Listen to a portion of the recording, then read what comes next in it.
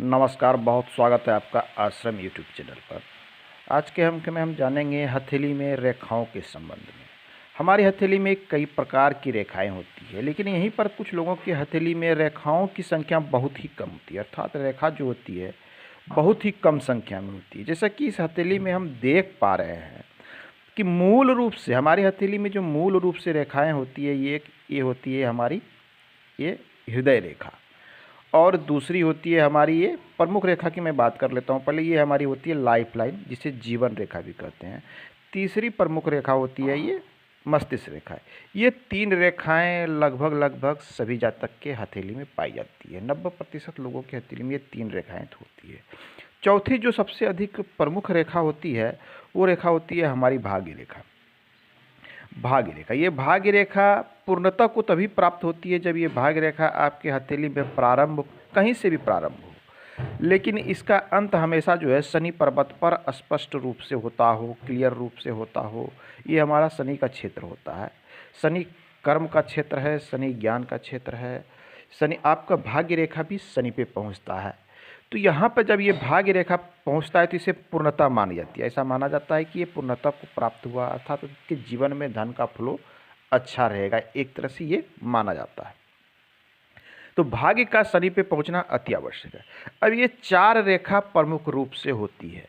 इसके अलावे भी कई सारी रेखाएं होती है जो हमें बहुत तरह की हथेली में बहुत तरह से आपको सपोर्ट करती है।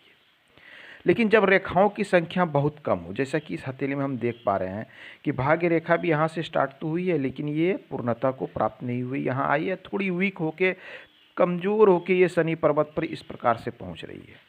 और दूसरी यदि सूर्य पर देखें तो सूर्य पे भी कुछ रेखाएं हैं जो काफ़ी वीक है और कमज़ोर है। तो रेखाएं वीक होना और कमज़ोर स्थिति में होना एक चीज़ तो तय कर देती है कि जीवन में आपको धन के लिए संघर्ष होगा। धन के लिए संघर्ष होगा या धन के लिए आपको परिश्रम अधिक करना होगा।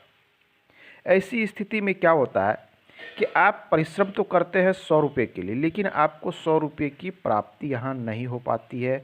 हो सकता है कि आपको 50 रुपये प्राप्त हो, 60 रुपये प्राप्त हो। इस प्रकार के रेशियो यहाँ देखे जाते हैं कि 100% आपको प्राप्ति नहीं होती है, 60 to 70% ही प्राप्ति हो सकती है। इसका एक कारण होता है कि आपका भाग्य जो है वो आपको पूर्णतः सपोर्ट नहीं कर पा रहा है। भाग्य पूर्णतः सपोर्ट नहीं कर रहा है तो अब आपके पास ऑप्शन क्या बचता है कि आपको परिश्रम लाइफ में अधिक करना होगा, जीवन में परिश्रम करना होगा, तो ही आपको जाके प्राप्ति हो। ऐसा नहीं है कि सिर्फ भाग्य रेखा ही धन देती है, ऐसी बातें बिल्कुल नहीं है। अन्य रेखाओं के कॉम्बिनेशन, आपके माउंट्स, हथेली में माउंट्स भी बहुत महत्वपूर्ण होते हैं। ये हमारी गुरु पर्वत है, ये इनकी हथेली में अच्छी अवस्था में दिख रही है। शनि पर्वत सामान्य अवस्था में दिख रही है। सूर्य पर्वत दबा हुआ है। सूर्य पर्वत का कमज़ोर होना और सूर्य रेखा का नहीं होना या किस प्रकार से अवस्था में होना जो बहुत ही स्पष्ट नहीं है, छोटे छोटे टुकड़े अवस्था में होना, ऐसी सूर्य रेखा नगण्य मतलब नहीं के बराबर वर्क करती है। सूर्य का क्या कार्य होता है? आप जो वर्क करते हैं, वर्क को पहचान सूर्य देता है। आप जिस भी क्षेत्र में वर्क करें, इसको पहचान सूर्य देता है। अर्थात सूर्य का कार्य होता है किसी भी चीज़ को प्रकाशमान बनाना, लाइट में लाना, फोकस में लाना। यहाँ क्या हो रहा है कि आप जो वर्क कर रहे हैं वो गौण होते जा रहा है, मतलब आपकी एक पहचान नहीं बन पा रही है, आपकी एक ब्रांड नहीं बन पा रही है। आप वर्क तो कर रहे हैं लेकिन उसमें परिश्रम भी कर रहे हैं, लेकिन जितनी प्राप्ति चाहिए वो प्राप्ति यहाँ सूर्य नहीं दे रहा है। मतलब आपका नाम नहीं, यश नहीं, मान सम्मान नहीं, इस प्रकार की चीज़ें यहाँ सूर्य उत्पन्न करता है। जब आपका किसी क्षेत्र में ब्रांड नहीं बन पाता है तो वहाँ प्रोग्रेस भी कम हो जाती है। इसलिए शास्त्र में कहा गया कि सूर्य जो है सफलता का कारक है। सूर्य क्या है? सफलता का कारक है। आप कितने सफल होंगे ये आपकी सूर्य रेखा तय करेगी। यदि बहुत अच्छी भाग्य रेखा है, शनि पर पहुंच जाती है तो धन तो रहेंगे आपके पास, लेकिन आपका मान सम्मान, प्रतिष्ठा और लोगों के बीच में आपकी पहचान नहीं बन पाएगी। तो सूर्य का कमज़ोर होना, तो यहाँ पर एक छोटा सा उपाय कर सकते हैं कि आप संभव हो तो प्रतिदिन, सभी लोग स्नान करते हैं सुबह में, स्नान करके प्रतिदिन आप सूर्य को जल अर्पण करें, गायत्री मंत्र का पाठ करें। इससे इसमें कुछ न कुछ आपको सुधार अवश्य होगा। आइए इस हथेली में देखते हैं कि बुध में भी बुध की स्थिति अच्छी है, अर्थात ऐसे जातक को व्यापार के अर्थात कार्य करने की, कारोबार की समझ भी अच्छी होती है, जिनकी बुध की स्थिति अच्छी और शुभ होती है। ऐसे जातक बात करने की कला को जानते हैं, अच्छी तरीके से अपने बातों को रख सकते हैं, लोगों को अपनी बातें समझा सकते हैं, इस प्रकार की चीज़ें देते हैं। ऐसे जातक व्यापारिक क्षेत्र में भी सफल होते देखे जाते हैं।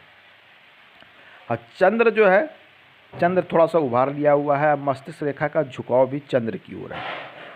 तो ऐसे कंडीशन में क्या होता है कि जातक में थोड़ी सी कल्पनाशीलता भी आती है, अर्थात हालांकि बहुत अधिक नहीं, लेकिन मन की चंचलता, कल्पनाशीलता को ये यहाँ दिखाता है। शुक्र का क्षेत्र विशाल है, बृहद है। तो एक चीज़ तो तय है कि ऐसे जातक को अच्छे घर का सुख, वाहन का सुख, खान पान का सुख, वस्त्र का सुख, इन सब चीज़ों की सुख प्राप्ति होती है। शुक्र को सुंदरता से भी जोड़ा जाता है, शुक्र को जो है वैभवता से जोड़ा जा सकता है। तो इन सब चीज़ों की प्राप्ति इन्हें होती रहेगी, ये इनका शुक्र का रहा है। लेकिन धन के मामले में कहीं न कहीं ये जातक वीक पड़ रहे हैं, कमज़ोर पड़ रहे हैं। उसका मूल रूप से कारण आ रहा है कि भाग्य रेखा इनको पूर्ण रूप से सपोर्ट नहीं कर रही है। तो जीवन में परिश्रम ही एक मात्र ऐसी चीज़ें बच रही है जिसके परिश्रम करके, संघर्ष करके आपको प्राप्तियां कम होगी, लेकिन आप परिश्रम करते रहेंगे तो कालांतर में भाग्य रेखा चेंज भी होती है। ऐसा नहीं, हमारी जो दाहिनी हथेली होती है ये हमारे प्रारब्ध को ये हमारे कर्म को दिखलाता है। यदि आप अच्छे कर्म करते हैं तो कालांतर में ये रेखाएं बदलती भी है, ये क्लियर हो जाएगी। ये प्रैक्टिकली देखा हुआ है, हज़ारों लोगों को हमने हथेली देखी है, ये बदलता है। तो ये आपके कर्म पर निर्भर करता है कि आप जैसे कर्म करेंगे वैसे आपकी ये रेखाएं चेंज होगी। अब आइए हम इनके बाएं हथेली को देख लें। तो बाएं हथेली की स्थितियां अच्छी है। अब बाएं हथेली की स्थितियां अच्छी है तो ये क्या कहना चाह रही है? बाएं हथेली हमारे पूर्व जन्म के मुख्य रूप से पुण्य को दिखलाता है कि हमने जो जन्म लिया, इस पृथ्वी पे आया तो हमने क्या लेके आए। लोग कहते हैं ना, आप भाग्य लेकर आते हैं, तो भाग्य जो लेकर आते हैं वो हमारी बाईं हथेली करती है, और जो हम कर्म करते हैं तो वो हमारी दाहिनी हथेली करते हैं कि वर्तमान समय में हम क्या कर रहे हैं, ये हमारी दाहिनी हथेली करती है। तो बाएं हथेली की स्थिति देखें तो बहुत ही अच्छी है, एक अच्छी शुद्ध लाइफ लाइन भी है, भाग्य रेखा भी अच्छी है, बिल्कुल शनि पर पहुंचते हुए और शनि से गुरु की ओर जाते हुए। शनि से गुरु की ओर जाने वाली भाग्य रेखा अच्छी मानी जाती है। ऐसा माना जाता है कि ऐसे जातक जन्मजात बुद्धिमान होते हैं, ज्ञानवान होते हैं, चीज़ों की समझ इनको अच्छी होती है। साथ में ऐसे लोग आध्यात्मिक प्रवृत्ति के भी होते हैं, अध्यात्म से जुड़े कुछ नॉलेज भी रखते हैं, प्रवृत्ति भी अच्छी होती है। तो इस तरह की चीज़ें इनकी बाएं हथेली बिल्कुल स्पष्ट रूप से कह रही है, ये आप लेके आए। अब बाईं हथेली में सूर्य रेखा की भी स्थिति ठीक है, थोड़ी सूर्य पर्वत कमजोर अवस्था में अवश्य है, लेकिन रेखा की स्थिति भी पतली है, थोड़ी सी ये इस प्रकार से गई है। तो ये अपने आप में सूर्य रेखा भी यहाँ लंबी दिख रही है, ये भी एक शुभ स्थिति है। बुध पर्वत भी शुभ अवस्था में दिख रहा है, अर्थात व्यापार की समझ अच्छी होगी, गतिविधि अच्छी होगी, इस प्रकार से लोगों को से डील करने की जो होती है, इस प्रकार की समझ इनमें अच्छी होगी। ये चीज़ें इनकी बाईं हथेली स्पष्ट रूप से कह रही है। तो पूर्व जन्म के अनुसार ये बहुत ही अच्छे चीज़ों को लेकर आए हैं जो इन्हें प्राप्त हो रहा है और आगे भी लाइफ में प्राप्त होता रहेगा। ये तो यहाँ बिल्कुल स्पष्ट और क्लियर इनकी बाईं हथेली कह रही है। कि दाहिने हथेली पे जब जाते हैं तो ये वर्तमान समय के कर्म के अनुसार जो है ये दाहिनी हथेली आपकी वर्क करती है। तो आपको अच्छे वर्क करने के, अच्छे विचार रखने की या परिश्रम करने की आवश्यकता है। हथेली में चेंजिंग होती है। साथ में आपको मैं ये कुछ चीज़ें भी बतलाऊँगा जिससे आपके इस भाग्य में तो अवश्य परिवर्तन होना संभव है और आपके धन की फ्लो भी अच्छी होगी। तो आज के अंक में इतना ही, धन्यवाद।